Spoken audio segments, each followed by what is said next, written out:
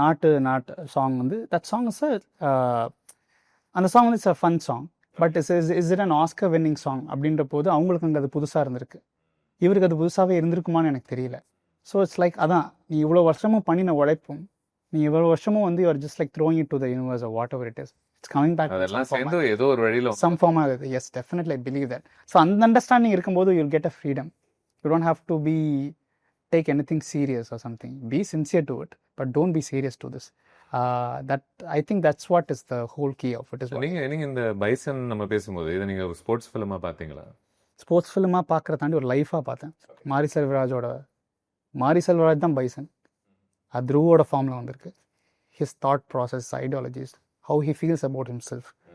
He has a very strong sense of I am doing this, so which is working for him.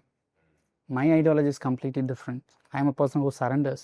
I feel like something big is above me. Something is taking care of. So I have that கடவுள் நம்பிக்கையோட எனக்கு அந்த நம்பிக்கை இருக்குது. They don't believe in God. They believe in something else. They believe in themselves.